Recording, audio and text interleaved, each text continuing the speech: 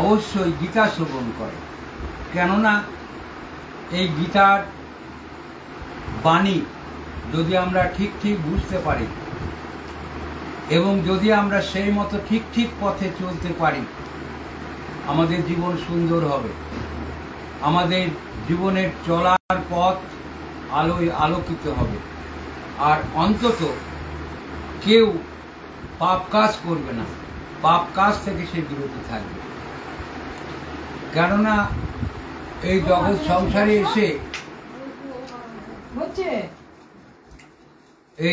সংসারে এসে আমরা না বুঝে বিভিন্ন কর্ম করে ফেলি এবং যে কর্মগুলো করার ফলে না বুঝে আমাদের পাপ হয়ে যায়। আর সেই পাপের ফল আমাদেরই কিন্তু ভোগ করতে হয়। হরে কৃষ্ণ, তুমি ধূপ বাইরে দিয়ে দাও, গলায় আসলে আমার কথা বলতে পারবো না, ফ্যান চালিয়ে দাও। তো তাই ভগবান বললেন যে এই গীতার জ্ঞান যদি আমাদের কারো মনের মধ্যে প্রবেশ করে, তাহলে ঠিক যেমন 100 বছরে একটা গাঢ় অন্ধকার বন, প্রচুর গাছপালা, সেই বনে মানুষ দিনের বেলা ঢুকতে ভয় পায়, এত অন্ধকার। কিন্তু সেই বনের মধ্যে যদি একটা মোমবাতি জ্বালানো যায়, তাহলে সেই বনের গাঢ় অন্ধকার কেটে যেতে 1 লক্ষ বছর সময় লাগে না। 1 সেকেন্ডেই সেই বনের অন্ধকারটা কেটে গিয়ে আলোয় আলোকিত হয়, মোমবাতির আলো। ঠিক তদ্রূপ আমাদের মনের ভেতরে যে অজ্ঞানতার অন্ধকার আছে, যার ফলে আমরা বিভিন্নভাবে কুপথে চলে যাই, পাপ কাজ করে ফেলি, কখনো জানি না কোন কাজের ফলে আমাদের কি পাপ হয়ে যায়, কোন কথা বললে আমাদের পাপ হয়ে যায়, আর তাই অজান্তে আমরা পাপ করে ফেলি। আর সেই পাপের ফলেই আমাদের এই জগৎ সংসারে এসে দুঃখ, কষ্ট, জ্বালা যন্ত্রণা পেতে হয়। তাই ভগবান বললেন, আমি মহেশ্বর। মহেশ্বর বলতে ভোলানাথ নয়, মহা ঈশ্বর, ঈশ্বরেরও ঈশ্বর। কেননা সৃষ্টির আদিতে ভগবান গোবিন্দই ছিলেন, তারপর সকল দেবগণকে তিনি সৃষ্টি করলেন, জগৎকে সৃষ্টি করলেন, আমাদেরও সৃষ্টি করলেন।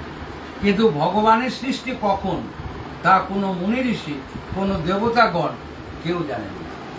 অর্থাৎ তিনি আদি, তিনিই অনন্ত। তাই ভগবান বললেন, মানুষ যদি এই গীতার জ্ঞানী হয়, তারা পাপ কাজ করবেন। আর আমরা এই জগৎ সংসারে এসে অর্থ সম্পদের পিছনে ছুটে বেড়াই সারাদিন, এমনকি রাত্রি। কেন না, আমার পাশের বাড়ি 2 তলা থেকে 3 তলা করেছে, আমি 4 তলা বানাবো। আমার পাশের বাড়ি একটা গাড়ি কিনেছে, আমি 3খানা গাড়ি কিনবো। আমি গ্রামের মধ্যে বড় লোক হব, সকলে আমাকে সম্মান করে চেয়ার এগিয়ে দেবে। তাহলে এই যে জাগতিক সম্পদ, অর্থকে কেন্দ্র করে মানুষ সৎ পথে থাকতে পারে না। অর্থাৎ সে যে পয়সা উপার্জন করবে এবং তার মনোবাসনা পূর্ণ করবে, সেটাকে করার জন্য সে সৎ পথ থেকে অসৎ পথে করবে। আর অসৎ পথে গেলে মানুষের কিন্তু পাপ হয়, আর এই পাপের ফল কিন্তু তাকেই ভোগ করতে। আমরা রত্নাকর দস্যুর নাম সকলে শুনেছি। রত্নাকর দস্যু বনে ডাকাতি করত, আর তার সংসারের ভরণ পোষণ সে চালাত। যে রত্নাকর দস্যু একদিন বাল্মীকি মুনি হয়ে রামায়ণ রচনা করল।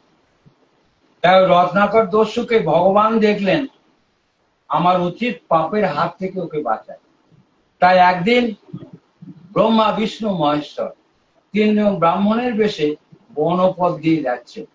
আর রত্নাকর তার স্বভাব অনুযায়ী তাদের 3 জনকে ধরে কি সম্পত্তি আছে সেটা লুট করে নেয়া, যা আর সবার সঙ্গেই করে। তখন ভগবান ব্রাহ্মণ বেশে গিয়েছেন, তিনি বললেন, দেখো রত্নাকর, আমাদের কাছে যা আছে সবকিছু তোমায় দিয়ে দেবো। তার আগে একটা কথা বলি, তুমি যে কর্ম করছো এতে তোমার ভীষণ পাপ সঞ্চার হচ্ছে। এবং এই পাপের ফল কিন্তু তোমাকেই ভোগ করতে হবে। রত্নাকর বুক ফুলিয়ে উত্তর দিল, আমি কেন পাপের ফল ভোগ করব?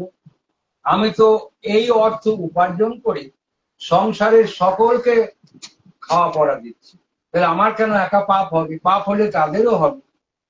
তখন ভগবান বললেন, তাহলে তুমি এক কাজ করো, তুমি বাড়িতে গিয়ে সকলকে জিজ্ঞেস করে এসো যে তারা তোমার পাপের ভাগ নেবে কেন। রত্নাকর সঙ্গে সঙ্গে বলল, ও তাহলে আমি বাড়িতে জিজ্ঞেস করতে যাব আর আপনারা এই ফাঁকে পালিয়ে যাবেন? না না, সেটা হবে না। আপনাদের কাছে ধন সম্পদ যা আছে আমি নেবই, নইলে আপনাদের ছাড়ব। তখন ভগবান বললেন, তাহলে এক কাজ করো, আমাকে গাছের সঙ্গে বাঁধো। আগেকার দিনে বনে গুল্ম লতা ছিল, মোটা মোটা লতা বিভিন্ন গাছে হয়ে থাকতো এবং সেগুলো খুব শক্ত। তাই ওই গুল্ম লতা দিয়ে তিনজনকে রত্নাকর বেঁধে ফেলল এবং বাড়ি গিয়ে জিজ্ঞাসা করলো। তখন সকলেই বলল, তুমি আমাদের পিতা। কেউ বলল, তুমি আমার ছেলে, অর্থাৎ মা বাবা বললে। অতএব তুমি কিভাবে আমাদের সংসারের ভরণ পোষণ চালাবে বা কোন পথে অর্থ রোজগার করবে সেটা তোমার ব্যাপার, কিন্তু তোমার দায়িত্ব সংসার পরিচালনা করা, আমাদেরকে খেতে পড়তে দেয়া। অতএব এটুকু পেলে আমরা সন্তুষ্ট, কিন্তু তার বিনিময়ে তোমার যদি কোনো পাপ হয় আমরা কেউ তার ভাগিদার অংশীদার হব। তখন রত্নাকরের জ্ঞান হলো, সঙ্গে সঙ্গে এসে তিনজনকে ছেড়ে দিয়ে তখন রত্নাকর বলল, না না, আমার পাপের ভাগ তো কেউ ওরা নিল না, তাহলে আমি কি করবো এখন? তখন বলল রত্নাকর, তুমি এই পাপের পথ পরিত্যাগ করো এবং তুমি রাম নাম জপ করো, তবেই তোমার এই পাপ থেকে তুমি পরিত্রাণ পাবে, অর্থাৎ মুক্তি পাবে। তখন রত্নাকর রাম নাম জপ করতে চাইলো, কিন্তু রাম নাম মুখ দিয়ে বার হচ্ছে না, অর্থাৎ সে এত পাপী হয়ে গিয়েছে।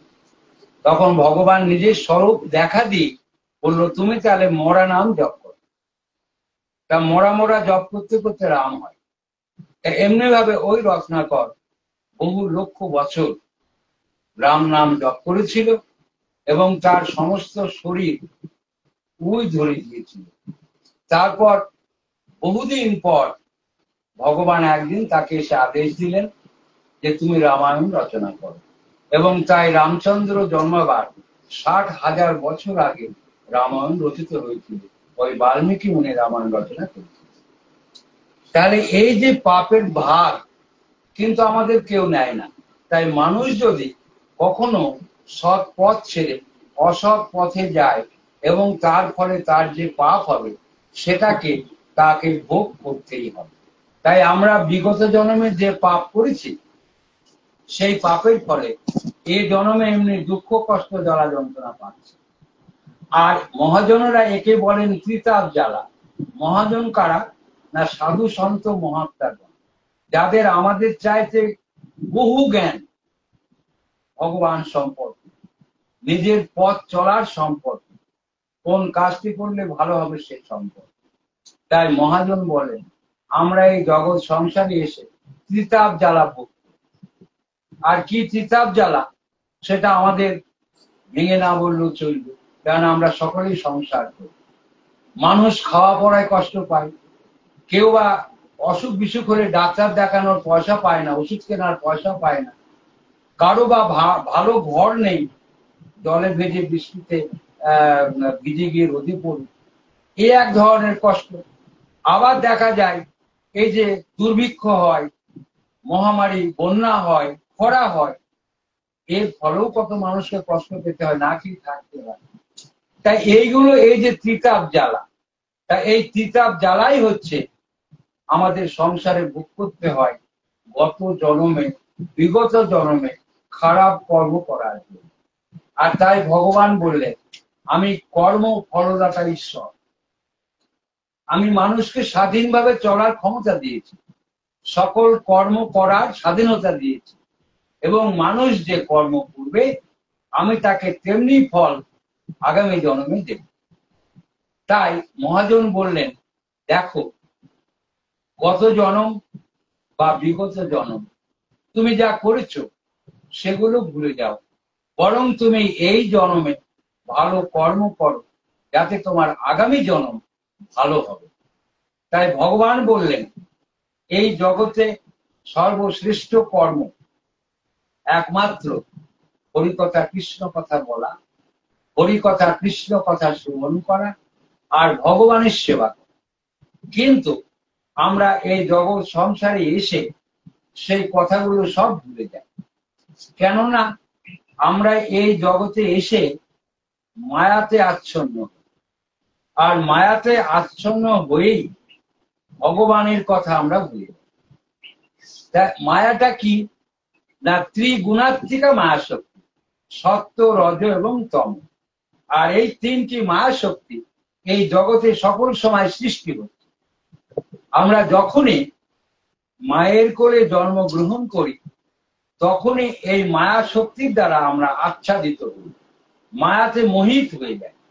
আর এই মায়াতে মোহিত হয়েই আমরা মায়ার দ্বারা পরিচালিত, অর্থাৎ আমাদের প্রকৃত কর্ম করার কথা আমরা বুঝতে পারি না, আমরা জানি না কোন পথে আমাদের চলতে হয়। তাই আমরা এই জগৎ সংসারে এসে ঘর সংসার করি, বিভিন্ন কামনা বাসনা মেটাই, আর একদিন মৃত্যুর দিন উপস্থিত হলে আমরা মারা যাই। আর এইভাবেই কিন্তু মানব জন্ম আমাদের বিফলে নষ্ট হয়ে যায়। তাহলে এই জগৎ সংসারে এসে আমরা অনেক রকম জ্ঞান অর্জন করি, ব্যবসায়িক জ্ঞান অর্জন করি, চাষবাসের জ্ঞান অর্জন করি, সাংসারিক জ্ঞান অর্জন করি, আর এমনি ভাবে সংসার করি। কিন্তু মহাজনরা বললেন, এই জাগতিক জ্ঞান লাভ করা বা না করা সমান কথা। অর্থাৎ প্রকৃত জ্ঞান লাভ করতে হলে আমাদের তত্ত্ব জ্ঞান আমাদের লাভ করতে হবে। তা তত্ত্ব জ্ঞানের কথার মধ্যে ভগবান যা যা কথা বলেছেন এই শ্রীমদ্ ভগবদ গীতাতে, তা সম্পূর্ণ বেদের কথা। যে বেদের জ্ঞানকে সঙ্গে নিয়ে ভগবান জগৎকে পরিচালনা করেন। আর তাই ভগবান বললেন, এই গীতা যদি আমরা শ্রবণ করি আমরা নিজেরাই বুঝতে পারবো কোন পথে গেলে আমার জীবন সুন্দর হবে, কোন পথে গেলে আমার জীবন আলোয় আলোকিত হবে, কোন পথে গেলে আমি পাপ কাজ করব না, কোন পথে গেলে আমার আগামী জন্ম ভালো হবে। তাই এমনি ভাবে ভগবান গোবিন্দ সখা অর্জুনকে বিভিন্ন জ্ঞানের কথাগুলো বলেছেন, যা এই শ্রীমদ্ ভগবদ গীতাতে 18টি অধ্যায়ে 700 শ্লোকে লিপিবদ্ধ করা আছে, অর্থাৎ লেখা আছে। তা আমরা সকলেই জানি, মানুষ যখন কোনো ভুল পথে চলে তখন কেউ একজন তাকে জ্ঞান দেয়। ঠিক তদ্রূপ সখা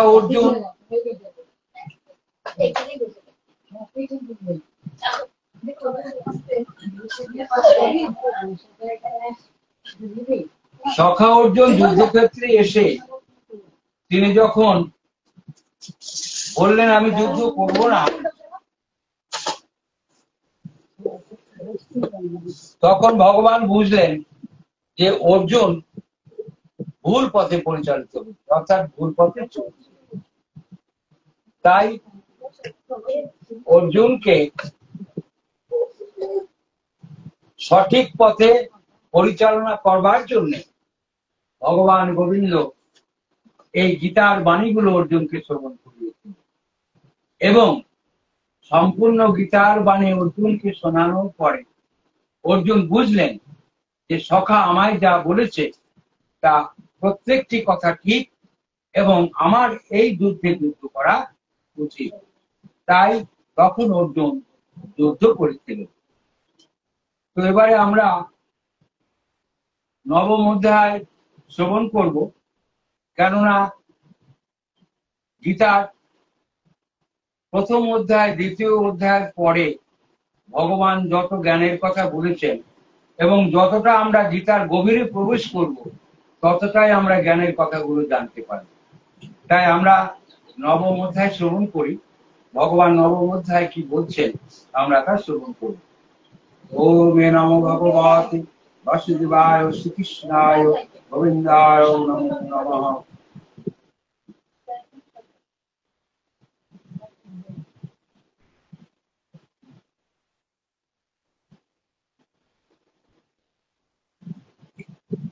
ओम श्री परमात्मने नमः।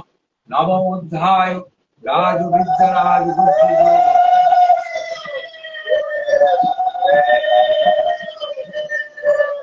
श्री भगवान इदं तु ते गुज्जुतमं प्रभुखं न सूयवे ज्ञानं विज्ञान सहितं यज्ञत्वा मोक्षस्य अशुभात्।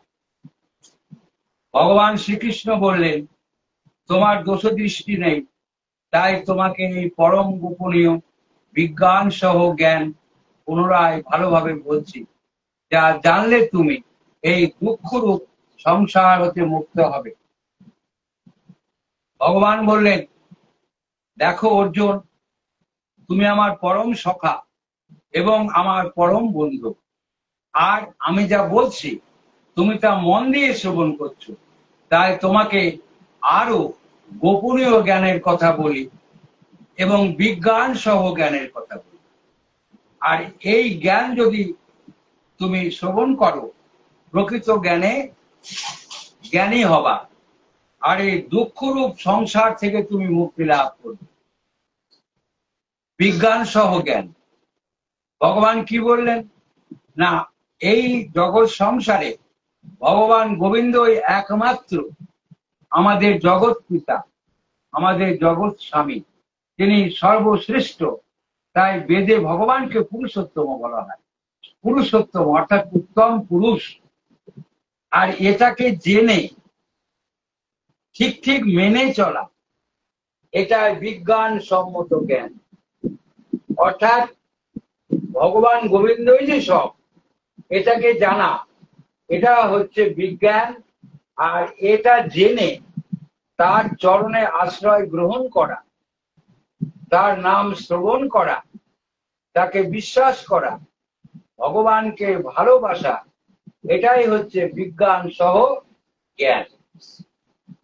তাহলে ভগবান বললেন যে আমরা এই জগৎ সংসারে 2-4 দিন থাকি। আমাদের সকলের বাড়ি কিন্তু ভগবানের কাছে, অর্থাৎ গোলক ধামে, বৈকুণ্ঠে। তা আমরা কটা দিন এই জগৎ সংসারে এসেছি বেড়াবার জন্য। বেড়ানো হয়ে গেলে আমরা আপন বাড়িতে আবার ফিরে যাব। ঠিক যেমন আমরা পুরী বৃন্দাবনে গেলে ঘর ভাড়া করি, 2-4 দিন বেড়াই, তারপরে ঘরের মালিককে পয়সা মিটিয়ে দিয়ে আবার আপন বাড়িতে চলে যায়। ঠিক তদ্রূপ ভগবান বললেন, তুমি আমার অংশ, আমি পরমাত্মা, তুমি আত্মা। তোমার মৃত্যু নেই, আমারও মৃত্যু, তুমি তো আমার অংশ। কিন্তু আমরা সকল সময় মরার ভয়ে ব্যস্ত। এই বুঝি মরে গেলাম, কেন না ভাবি এই দেহটাই বুঝি আমি। ভগবান বললেন, না না, তুমি তো আত্মা, তোমার জন্মও নেই, মৃত্যু, তুমি কখনো মরবে না। তাহলে কি মৃত্যু হয় কার? দেহটা। আর আত্মার এটাই স্বভাব, এটাই ধর্ম। তাই আত্মা বারবার দেহ বদল, আর যেটাকে আমরা মৃত্যু বলি। তাহলে কোনো মানুষ, কোনো জীবের মৃত্যু নেই, শুধু বারবার সে দেহ বদল করে, আর এটাই তার নিয়ম। অর্থাৎ একটা দেহে সে লক্ষ লক্ষ কোটি কোটি বছর থাকে, কিছুদিন থাকলো, তারপরে সে দেহটাকে ত্যাগ করে আবার নতুন দেহে চলে যায়। তাই ভগবান বললেন, তোমাকে এই দেহরূপ একটা ছোট্ট ঘর দিয়েছি বাস করার জন্য, আর তোমার আদি বাড়ি আমার ধামে।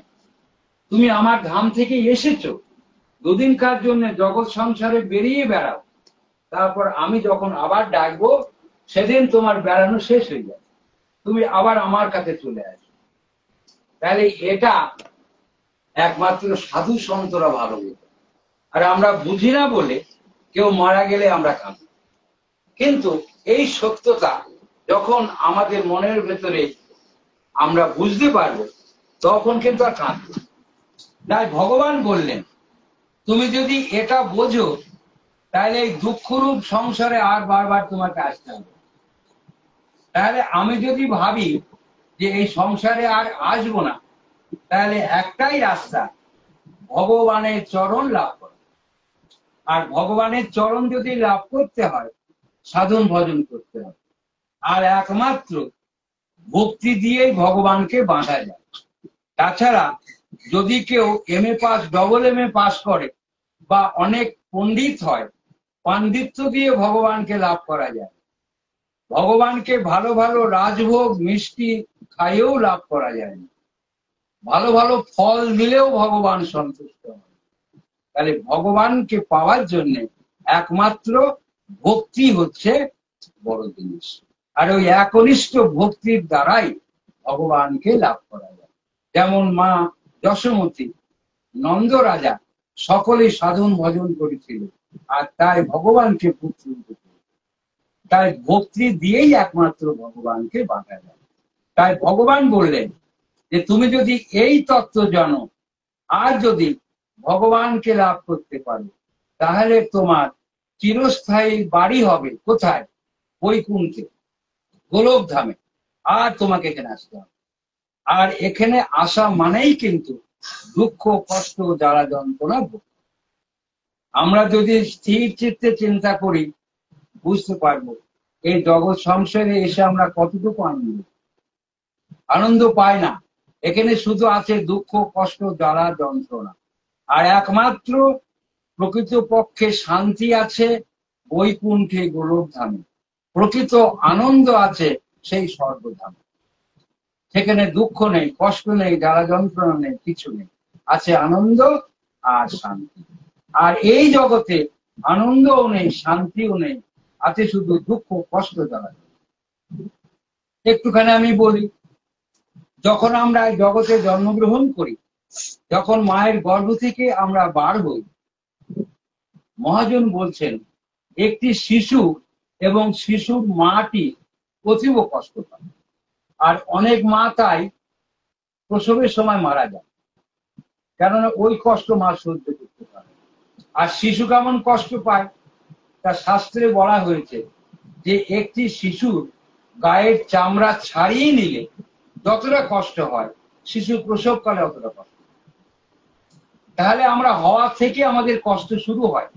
তারপর সারা জীবন আমরা এই জগৎ সংসারে থাকি, বিভিন্ন রকম কষ্ট পাই, অসুখ বিসুখে, খাওয়া দাওয়া, চলাফেরা, বিভিন্ন কষ্ট পাই।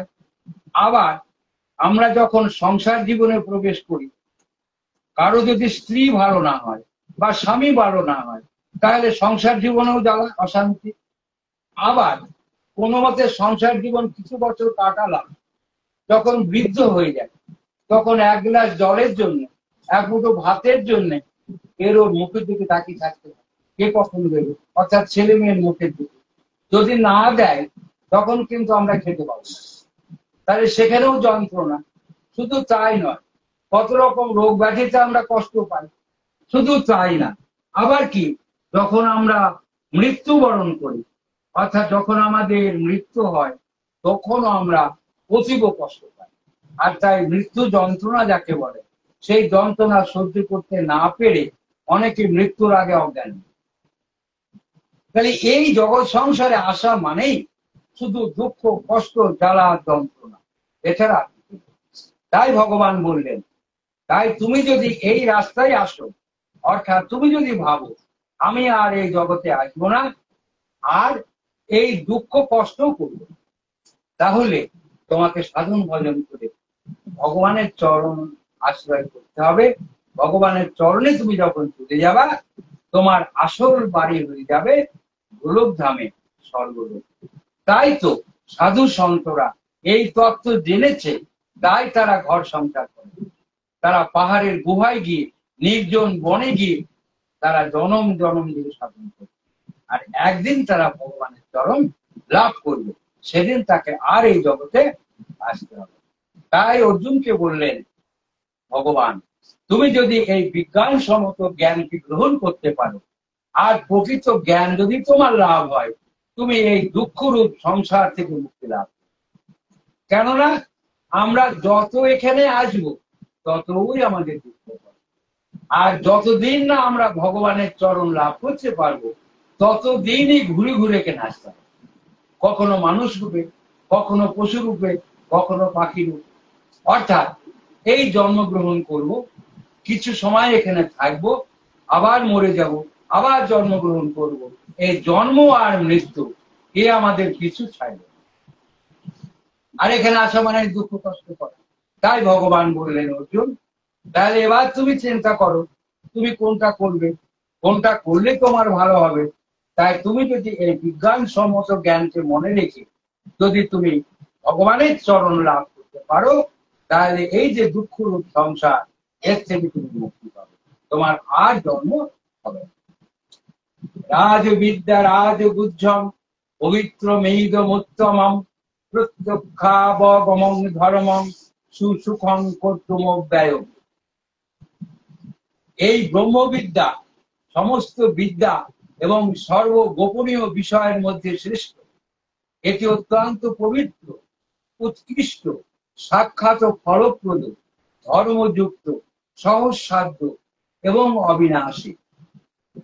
তা ভগবান বললেন, এই যে সর্বাপেক্ষা গোপনীয় জ্ঞান তোমায় বললাম, এই জ্ঞানের কথা জগতের লোক কিন্তু কেউ জানতো না।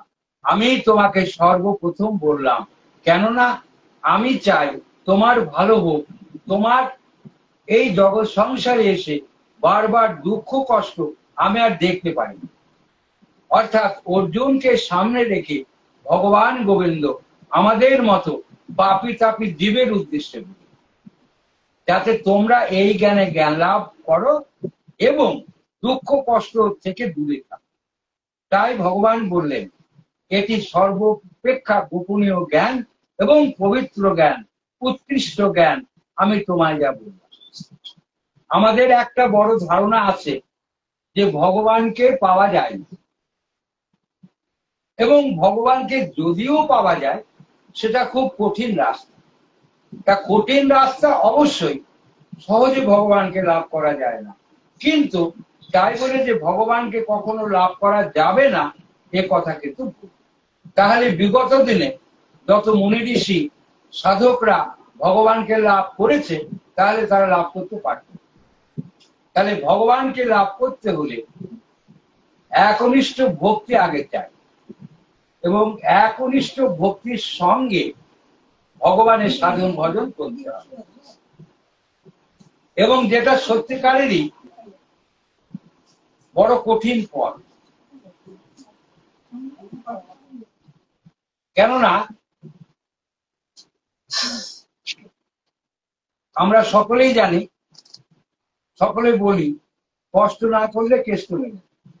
তাহলে সাধন ভজন করে ভগবানকে লাভ করা এটা কিন্তু অতীব কষ্টসাধ্য জিনিস। কিন্তু তথাপি ভগবান বললেন, কোন ভক্ত যদি আমাকে পাওয়ার জন্য একাগ্র চেষ্টা করে, আমি তার ডাকে সাড়া দিই এবং তাকে আমি এই জগৎ সংসার থেকে উদ্ধার করি, অর্থাৎ আমার চরণে তাকে স্থান দিই। তো সেটা কেমন হবে, এই প্রসঙ্গে রামকৃষ্ণের একটা কথা। রামকৃষ্ণকে বিবেকানন্দ বলছে, ঠাকুর ভগবানকে কি ডাকলে পাওয়া যায়? বলে যাই তো। তা তাহলে কেমন ভাবে ডাকলে ভগবানকে পাওয়া যায়? তা তখন রামকৃষ্ণ ঠাকুর বললেন, ঠিক আছে, চল আমরা স্নান সেরে আসি, স্নান সেরে এসে তোকে আমি বুঝিয়ে দেবো কেমন ভাবে ভগবানকে ডাকলে পাওয়া। তো দুজনে তেল মেখে গঙ্গা ঘাটে গিয়ে স্নান করছে। তা রামকৃষ্ণ ঠাকুর এক বুক জলে নেমেছে। তখন নরেনকে বলছে, আমার কাছে আয়, এতে এখানে ভালো জল আছে, স্নান। তা নরেনকে ডেকে নিয়েছে। তা ডেকে নিয়ে রামকৃষ্ণ ঠাকুর এক হাত ধরেছে আর বাঁ হাত দিয়ে জলে চুবিয়ে রেখেছে খানিকক্ষণ। বলে, ঠাকুর বাঁচাও, ঠাকুর বাঁচাও, আমি মরে যাবো তো, আমি তো জল খেয়ে মরে যাবো, ডুবে যাবো তো, বাঁচাও বাঁচাও চলো। তার 2-3 মিনিট পর তুলেছে। তুলে বলছি, ঠাকুর তোমার একই রূপ, তুমি আমাকে এইভাবে মেরে ফেলেছিলে, এখন মেরে ফেলেনি, তুমি যে জানতে চাইছিলে না ভগবানকে কেমন করে ডাকলে পাওয়া যায়। তা তোর যখন মনে হচ্ছিল কেমন, যেই বুঝি মরে গেলাম, আমাকে বাঁচতে হবে, এই যে আকুলি বিকুলি বাঁচার জন্য, তা ভগবানকে পাওয়ার জন্য তোর যেদিন এমনি আকুলি বিকুলি হবে, সেই দিন তুই ভগবানকে লাভ। তাহলে ভগবানকে লাভ করার জন্য মনে একাগ্র চেষ্টা কর যে ভগবান, এই জগৎ সংসার আমার নয়, আমিও জগৎ সংসারের কেউ নেই, তুমিই একমাত্র আমার, আর তাই আমি তোমাকেই লাভ করতে চাই। এইভাবে একনিষ্ঠ ভক্তিতে জনম জনম তার সাথে। আর এই সাধন ভজন যখন অমনি আকুলি বিকুলির ক্ষেত্রে পৌঁছে যাবে, সেদিনই সে ভগবানকে লাভ। তাহলে এই কথাগুলো আমাদের ভালোভাবে জানতে হবে এবং সেই পথে চলতে হবে, তবেই আমরা একদিন ভগবানকে লাভ করতে পারি। তাই ভগবান বললেন, এমন পথে যদি কেউ চলে, কেউ যদি সাধন ভজনের পথে যায়, সে খুব সহজে ভগবানকে লাভ করতে পারবে। আর এটা অবশ্যই হবে, কেননা কোনো ভক্ত যদি এমনি ভাবে আমাকে ডাকে, আমি তার ডাকে অবশ্যই সাড়া দিই আর তাকে আমার চরণে আমি স্থান দিই। তাহলে এবার এখানে একটা প্রশ্ন আসছে, তাহলে কে কতদিনে ভগবানকে লাভ করতে পারে? সেটা তার ডাকার উপর নির্ভর করে। কেউ বা 10 জন্মে পাবে, কেউ বা 100 জন্মেও না পেতে পারে। অর্থাৎ যতক্ষণ না তার অন্তরের আকুলি বিকুলি জাগবে ভগবানকে পাওয়ার জন্য, এবং সেই সঙ্গে একনিষ্ঠ ভক্তি, যে ভক্তিতে কোনো ভেজাল থাকবে, সেই একনিষ্ঠ ভক্তির সঙ্গে আকুলি বিকুলি করলে তবে সে ভগবানকে লাভ করতে পারে। পরের শ্লোকে ভগবান বলছেন, অশ্রদ্ধ ধনা পুরুষা ধর্ম শেষ্য পরন্তপ অপ্রাপ্য মাং নির্বর্তন্তে মৃত্যু সংসার বর্ততে। হে পরন্তপ, উপযুক্ত ধর্মের প্রতি শ্রদ্ধাহীন ব্যক্তি আমাকে প্রাপ্ত না হয়ে মৃত্যুময় সংসার চক্রে ভ্রমণ করতে থাকে। ভগবান বললেন, আমি এই জগৎ সংসারে মাঝে মাঝে গোলক ধাম ছেড়ে এই জগতে আমি নিজেই আবির্ভূত হই। কখন হই না, যখন দেখি এই জগৎ সংসার পাপে পরিপূর্ণ হয়ে গিয়েছে, ধর্ম নষ্ট হয়ে যাচ্ছে, মানুষ দুরাচারে পাপাচারে লিপ্ত হয়েছে, ধর্ম নষ্ট হয়ে যাবে। তাই আমার বড় একটি কর্ম এই ধর্মকে পুনরায় এই জগতে স্থাপন করা। তাই ভগবান দ্বিতীয় অধ্যায় 25 থেকে 28তম শ্লোকের মধ্যে এই কথাটি বললেন, যদা যদা হি ধর্মস্য গ্লানির্ভবতি ভারত অভ্যুত্থানম অধর্মস্য তদাত্মানং সৃজাম্যহম পরিত্রাণায় সাধূনাং বিনাশায় চ দুষ্কৃতাম ধর্ম সংস্থাপনার্থায় সম্ভবামি যুগে যুগে। আমি যুগে যুগে আসি, ধর্মকে স্থাপন করি, পাপীদের বিনাশ করি, সাধুদের উদ্ধার করি, অর্থাৎ আমার চরণে স্থান দিই। এখানে আর একটা কথা, ভগবানের অপার করুণা, তার অপার দয়া।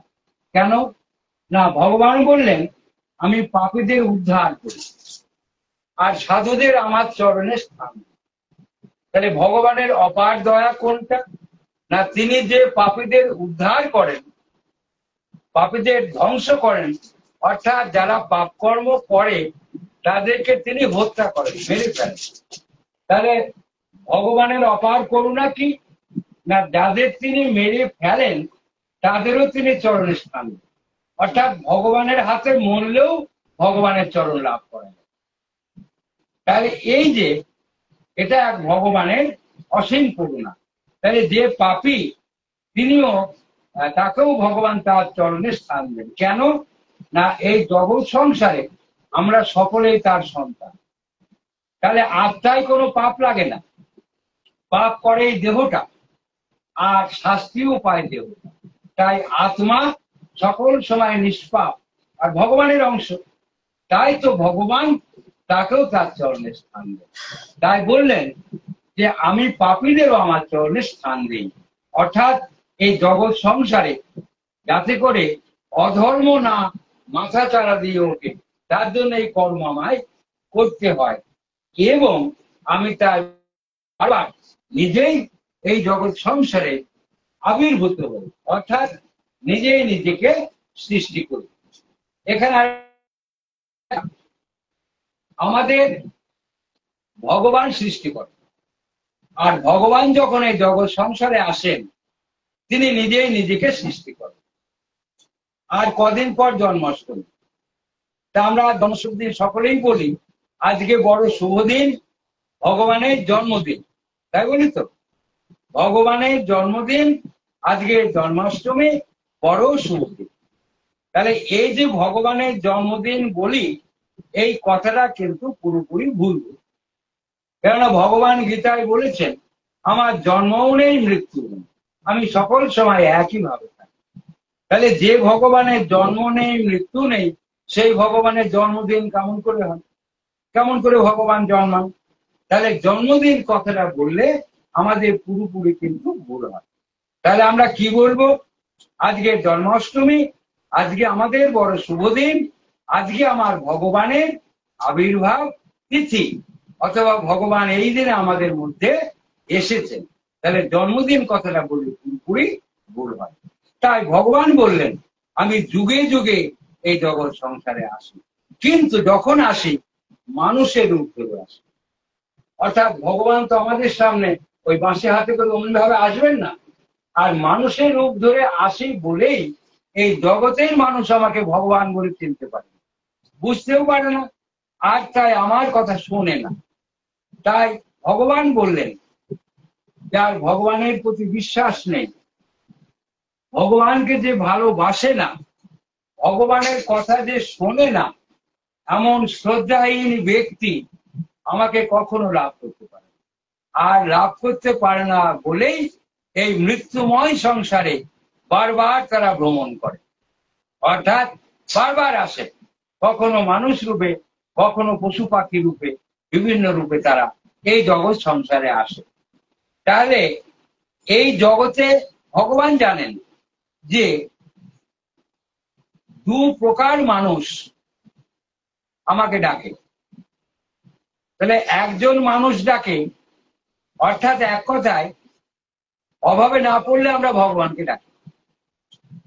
যাদের অনেক টাকা পয়সা, খাওয়া পড়ার অভাব নেই, তারা মনে মনে ভাবছে আমরা খুব সুখে আছি, তারা কখনো ভগবানকে ডাকে, কেননা তাদের ভগবানকে ডাকার দরকার নেই।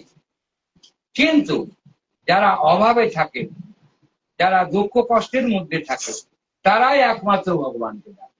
কেননা তাদের ডাকার দরকার এটাই যে, ভগবান তুমি আমার এই দুঃখ কষ্ট দূর করো, এই দুঃখ কষ্টের হাত থেকে আমায় রক্ষা করো। তাহলে এই এক ধরনের মানুষ ডাকে।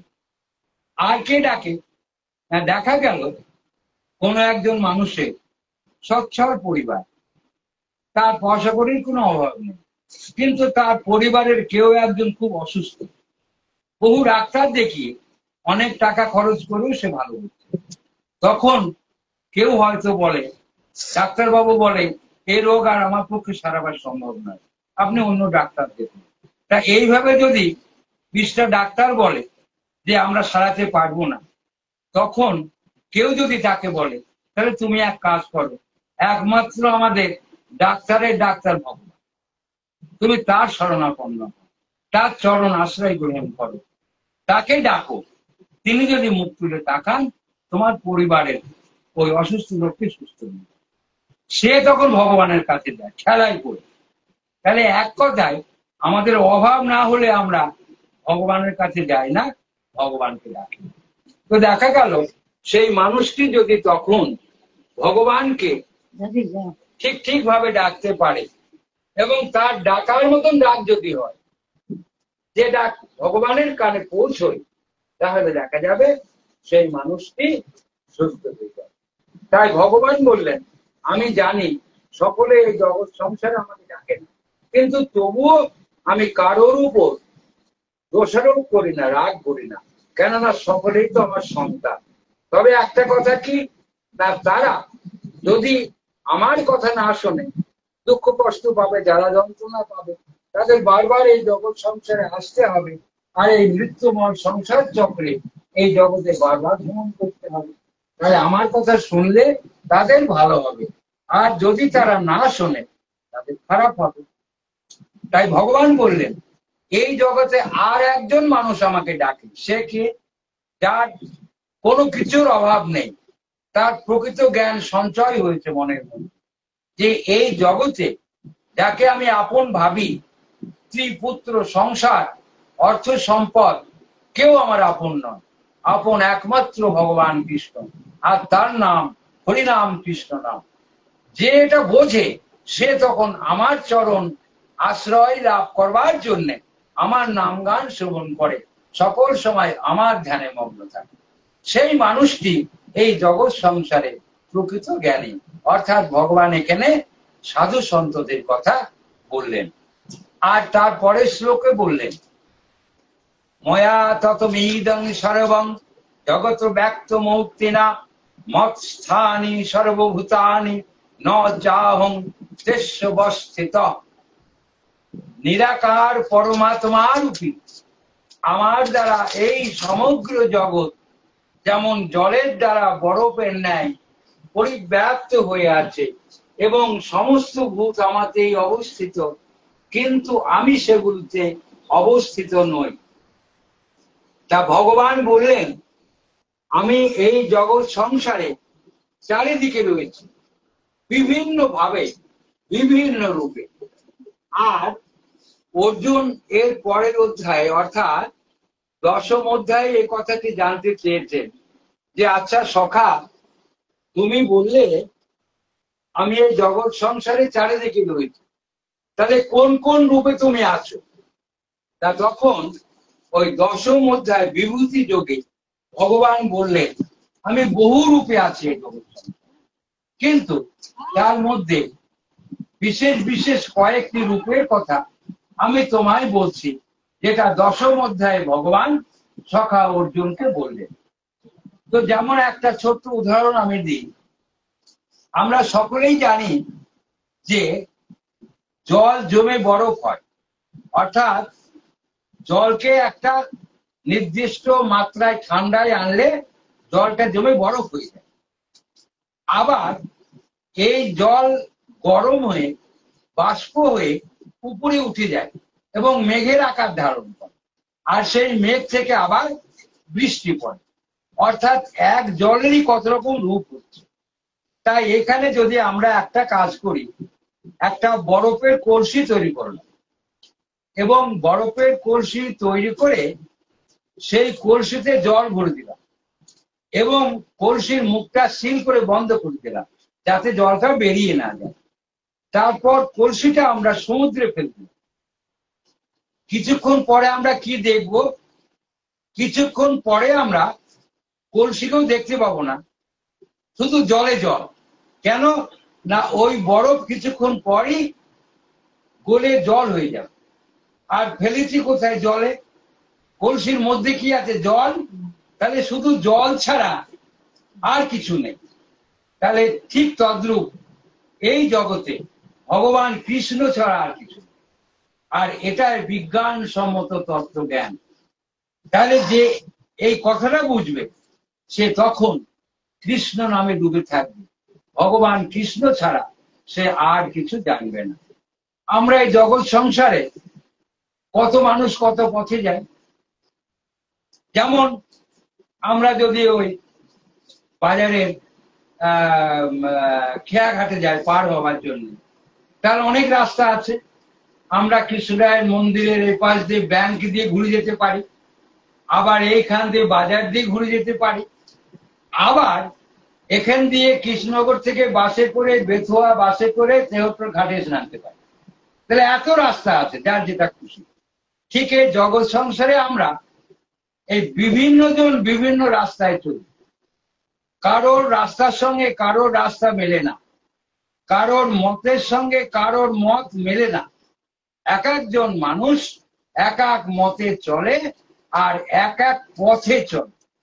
কিন্তু কি আশ্চর্যের ব্যাপার, সকল রাস্তার মাথা একদিন এক জায়গায় এসে মিশে যায়, যেদিন আমরা জগৎ ছেড়ে চলে যাই ওই শ্মশান ঘাটে। তখন লক্ষ লক্ষ রাস্তার মাথা ওই এক জায়গাতে মিশে শ্মশান ঘাটে এসে, অর্থাৎ এতদিন যারা বিভিন্ন রাস্তায় ছিল ওই শ্মশান ঘাটে এসে সবার সঙ্গে সবার যেন দেখা দেবে। তাহলে রাস্তা একটাই, আমরা ভগবানের হাত ধরেই এই জগৎ সংসারে এসেছি। ভগবানের দয়াতেই এই জগৎ সংসারে বেঁচে আছি। ভগবানের দয়াতেই সুন্দর দেহ পেয়েছি। ভগবানের দয়াতে ঘর সংসার অর্থ সম্পদ পেয়েছি। আর একদিন সে যেদিন সে ডাকবে তার ডাকে সারা দিন একদিন আমাদের চলে যেতে হবে। তাই এই জগৎ সংসারে ভগবান কৃষ্ণ ছাড়া আর তার হরিনাম কৃষ্ণ নাম ছাড়া, হরিকথা কৃষ্ণ কথা ছাড়া আর জগতে কিছু নেই। একমাত্র সত্য হরিকথা কৃষ্ণ কথা, হরিনাম কৃষ্ণ নাম, ভগবান গোবিন্দ, আর সব মিথ্যে, অর্থ সম্পদ, জগৎ সংসার। আর একটা কথা ভগবান বললেন, এই জগৎ সংসার যেদিন সৃষ্টি হয়েছে সেদিন থেকেই সে লয়ের পথে যাচ্ছে। আমরা যেদিন মায়ের কোলে জন্মগ্রহণ করি তার পরের দিন থেকেই আমাদের মৃত্যুর দিন গোনা শুরু হইল। আর তাই আমাদের এই দেহ রূপান্তর হয়, অর্থাৎ একদিন আমরা শিশুকালে থাকি, কিছু কাল পর যৌবনে পা দিই। আবার এত চেষ্টা করেও ভালো খাবার খেয়ে, ভালো ক্রিম স্নো পাউডার মেখেও যৌবনকে ধরে রাখতে পারি। একদিন আমরা বৃদ্ধ অবস্থায় চলে আসি, আবার সেই বৃদ্ধ অবস্থাকেও ধরে রাখতে পারি না, একদিন আমাদের মৃত্যু হয়ে যায়। অর্থাৎ এটাই কালের নিয়ম। এই জগৎ সংসারে যে আসবে, যেদিন সে জন্ম গ্রহণ করবে তার পরের দিন থেকেই সে মৃত্যুর দিকে ক্রমশ এগিয়ে যাবে, যদিও এটা আমরা বুঝতে পারিনি। কিন্তু এই তত্ত্ব যদি আমরা ঠিক অন্তর দিয়ে চিন্তা করি তবে আমরা বুঝতে পারবো ক্রমশ আমাদের দেহের পরিবর্তন হচ্ছে, অর্থাৎ দেহ ক্ষয়ের পথে এগিয়ে যাচ্ছে। ঠিক তদ্রূপ একইভাবে এই জগৎ সংসার, এই জগৎ সংসারে যা কিছু আছে সবই ক্রমশ ক্ষয়ের পথে, লয়ের পথে চলে যাচ্ছে। আর একদিন এই জগৎ সংসার ধ্বংস হয়ে যেতেও পারে। কবে সেটা? না, ভগবান যদি মনে ভাবেন আমি বহুকাল পূর্বে এই জগৎ সংসার যেমন সৃষ্টি করেছিলাম এখন আর তেমন নেই, মানুষ দুরাচারে পাপাচারে লিপ্ত হয়েছে, এই জগৎ সংসার পাপে কলুষিত হয়েছে, এই জগৎ সংসার এইভাবে চলা উচিত নয়। ভগবান যদি কখনো এমন ভাবেন তাহলে তিনি একদিন এই জগৎ সংসার লয় করে দেবেন, আর আবার তিনি নতুন করে এই জগৎ সংসারকে তিনি আবার সৃষ্টি করবেন। তাহলে ভগবান গোবিন্দ তিনি এই জগৎ স্রষ্টা, জগতের মালিক। তাহলে তিনি এই জগৎকে পালন করছেন শ্রীহরি বিষ্ণু রূপে, তিনি সৃষ্টিকর্তা ব্রহ্মা রূপে, তিনি লয়কর্তা শিব রূপে।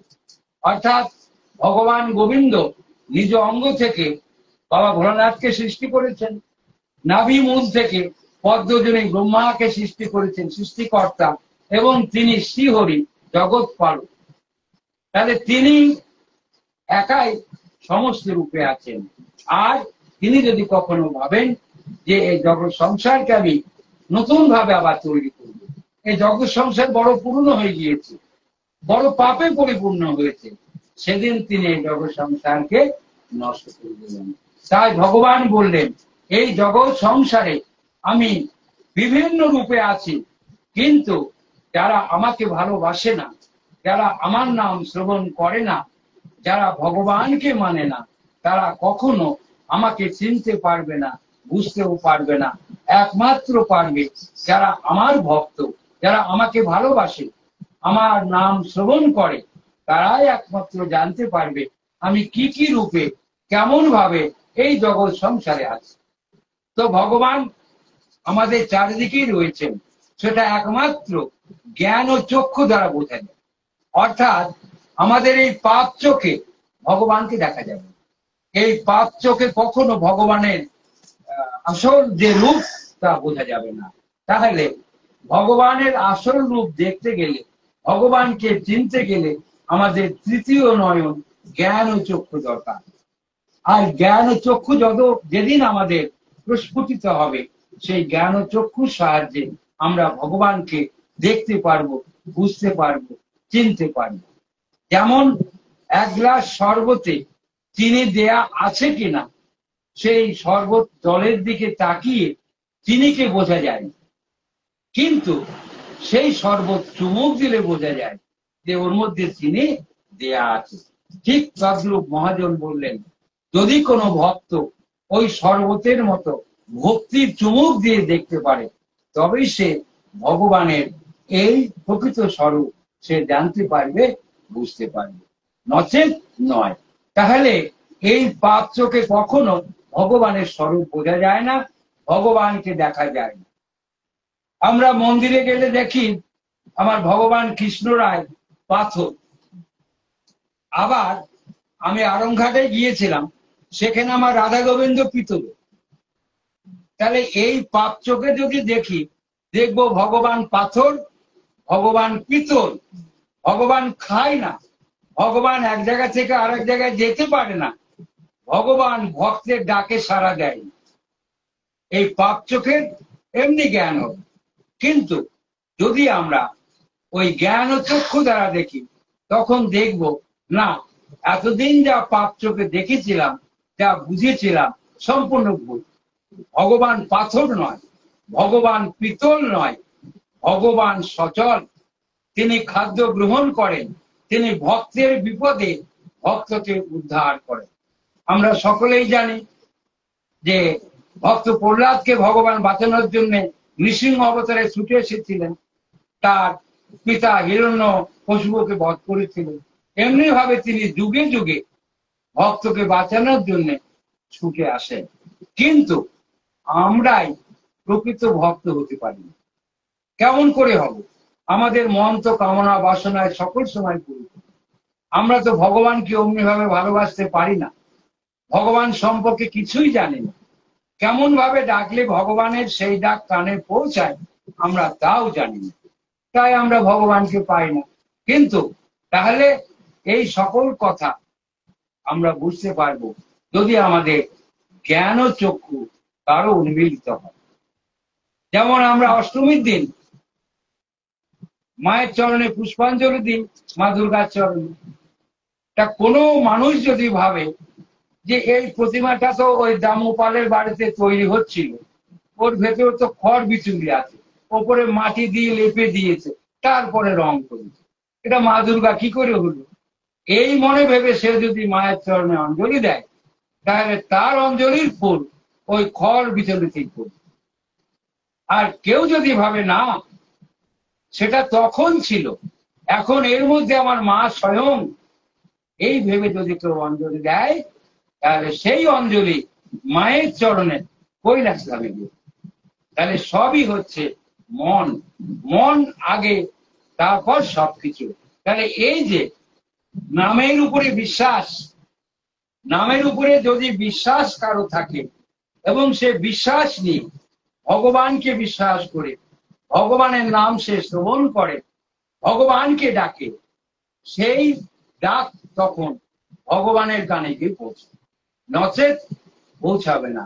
কিন্তু আমাদের বড় যেটা খারাপ জিনিস, আমরা তো বিশ্বাসই করি না ভগবান, নামের উপরেও আমাদের বিশ্বাস নেই।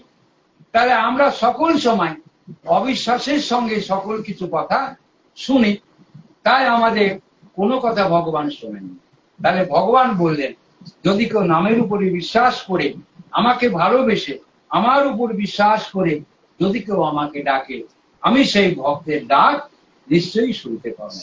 তাহলে এই মন আমাদের প্রধান, আর এই মনকে আগে আমাদের খাঁটি করতে হবে।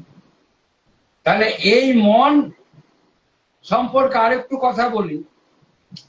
মানুষ যখন মারা যায়, যেটা অষ্টম অধ্যায়ে আছে, তা আমরা অনেক সময় চিন্তা করি যে পরজন্মে আমরা কে কি হব। তা ভগবান বললেন ওই অষ্টম শ্লোকে, বললেন যে মানুষ মৃত্যুর সময় যে যেমন চিন্তা করতে করতে মারা যাবে, তার পরবর্তী জন্ম সেই চিন্তার উপরে স্থির হবে। তাহলে এবার ঠিক মৃত্যুর 1 মিনিট পূর্বে যে চিন্তা করবে, তাহলে আমরা কেউ জানি না যে মৃত্যুর সময় কি চিন্তা করতে পারে, কেউই জানে না। তবে এটা সহজভাবে বলা যায় যে আমরা সারা জীবন যা চিন্তা করি, মৃত্যুর সময়ও সেই চিন্তাই করি। এটা কিন্তু খুব সহজভাবে বলা যায়। তাহলে ভগবান বললেন যে আমাকে যদি কেউ মৃত্যুর সময় চিন্তা করে তাহলে সে আমার ধামে, গোলক ধামে চলে আসবে। কিন্তু মৃত্যুর সময় ভগবানের নাম আমাদের কারো মনে হবে না, কেননা আমরা সারা জীবনে তো সংসার নিয়ে পড়ে আছি। অর্থ সম্পদ, বাড়িঘর, ছেলে মেয়ে, নাতি নাতনি, এই নিয়েই তো পড়ে থাকি। তাহলে মৃত্যুর সময় কার কথা ভাববো? তাদের কথাই ভাববো। তাহলে ভগবান বলছেন ওই মৃত্যুর সময় যে যেমন চিন্তা করতে করতে মারা যাবে, তার পরবর্তী জন্ম সেই চিন্তার উপরে স্থির হবে। তাহলে এই মন কিন্তু আসল, এই মনই আমাদের নরকে নিয়ে যেতে পারে, আবার এই মনই আমাদের স্বর্গে পৌঁছে দিতে পারে। যেমন ছোট্ট করে বলি, দুই বন্ধু, একজন কীর্তন শুনতে খুব ভালোবাসে, একজন মদ খেতে ভালোবাসে। দুই বন্ধু কাজ থেকে বাড়ি আসে প্রতিদিন। যে বন্ধু কীর্তন শুনতে ভালোবাসে সেই বন্ধু বাড়ি থেকে এসেই কীর্তনের আসরে চলে যায়, আর যে বন্ধু মদ খেতে ভালোবাসে সে মদের দোকানে চলে। এখন এই বন্ধু কীর্তন শুনতে শুনতে আর তার ভালো লাগছে না। কেন? না, গতদিন নৌকা বিলাস লীলা সে শুনেছে, আজকে এখানেও নৌকা বিলাস, তাই আর ভালো লাগছে না। তখন এই বন্ধু ভাবছে যে ওই বন্ধুর সঙ্গে আমি যদি ওই দোকানে যেতাম, এক গ্লাস খেয়ে নিলে কেমন লাগতো দেখা যেত। এই ভাবতে ভাবতে কীর্তনের আসরে ওই বন্ধুটি মারা গেল। আর এইদিকে যে সুরার দোকানে গিয়েছে, সেই গ্লাসটা হাতে নিয়ে ভাবছে আমি তো রোজই এটা পান করি, কোনোদিন ভগবানের নাম আমি শুনতে পেলাম না এটার জন্য। তা আজ যদি আমি ওই কীর্তনের আসরে যেতাম তাহলে একটু ভগবানের নাম শুনতে পেতাম। তো বড় ভুল হয়ে গেল। তা এই ভগবানের কথা ভাবতে ভাবতে ওই গ্লাস হাতে নিয়ে ওই দোকানে ওই বন্ধু মরে গেল। যে কীর্তনের আসরে মরে গেল, সকল ভক্তরা ভাবছে আহা এ কত ভাগ্যবান, একে স্বয়ং নারায়ণ এসে বৈকুণ্ঠে নিয়ে যাবে, কেন কীর্তনের আসরে মরেছে। কিন্তু তা হলো না। সে যখন মরেছিল ওই মদের চিন্তা করতে করতে মরেছে, ভগবানের চিন্তা করেনি, তাই সে নরকে চলে গেল। আর ওই দোকানে ওই বন্ধু সে যখন মরেছিল তার হাতে গ্লাস থাকলেও সে ভগবানের চিন্তা করতে করতে মরেছিল, যে আমি যদি কীর্তনের আসরে যেতাম একটু ভগবানের কথা শুনতে পারতাম, একটু রাধারানীর কথা শুনতে পেতাম, একটু কৃষ্ণ কথা শুনতে পেতাম। এই যে রাধারানী কৃষ্ণ এইসব চিন্তা করতে করতে মারা গিয়েছে, তাই ওই বন্ধু স্বর্গলোকে চলে গেল। তাহলে মনটাই হচ্ছে আসল। তাই ভগবান বললেন মৃত্যুর সময় যে যেমন চিন্তা করতে করতে মারা যাবে, পরবর্তী জন্ম তার সেই চিন্তার উপরে স্থির হবে। তবে একটা কথা সর্বশেষ এটা এখানে বলা যায়, মৃত্যুর পূর্বে মানুষের মৃত্যু যন্ত্রণা হয় চোখে, মুখে এবং বুকে, এবং এই মৃত্যু যন্ত্রণা সকলকেই সহ্য করতে হয়। আর এই মৃত্যু যন্ত্রণা মানুষ সহ্য করতে না পেরে অনেক মানুষ মৃত্যুর পূর্বে অজ্ঞান হয়ে যায়, অর্থাৎ তার বাহ্যিক জ্ঞান থাকে না, অন্তরে জ্ঞান থাকে। আর তাই কেউ ডাকলে সে সাড়া দিতে পারে না, কেননা মুখে প্রচন্ড ব্যথা করে। আর তত্ত্বকথায় মহাজন বললেন কেউ যদি ভগবানের ডাকে সাড়া দেয় সে এই ইহজগতের কারো ডাক শুনতে আর পাবে, তাই সে সাড়া দেয় না। সে তখন মৃত্যু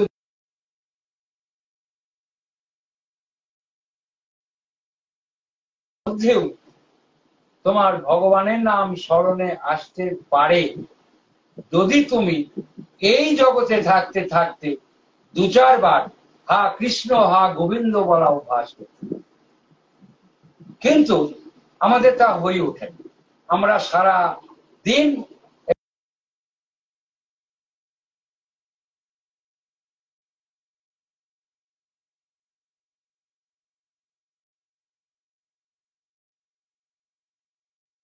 এসেছিলাম তা করা হয় না, যেটা বলবো বলে এসেছিলাম সেটা আর বলা হয় না।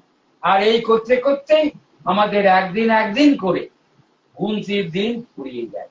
তাই মহাজন বললেন যদি তুমি সংসারের সকল কাজের মধ্যেও যদি 2-4 বার হা কৃষ্ণ হা গোবিন্দ বলতে পারো, এই যে অভ্যাস, অভ্যাস যোগের কথা ভগবান বলেছেন সখা অর্জুনকে, তুমি অভ্যাস করো, সকল কর্মের মধ্যে তুমি হাতে কাজ করো আর বদনে হা কৃষ্ণ হা গোবিন্দ বলো। এই অভ্যাস যোগ যদি তুমি করতে পারো, ঠিক শেষের দিন যেদিন তুমি জগৎ ছেড়ে চলে যাবে, সেদিন তোমার বাহ্যিক জ্ঞান না থাকলেও ওই অন্তরে অভ্যাস বশত তোমার কৃষ্ণ নাম মনে পড়বে। আর যদি তোমার ওই কৃষ্ণ নাম মনে পড়ে, তাহলে তুমি যত পাপে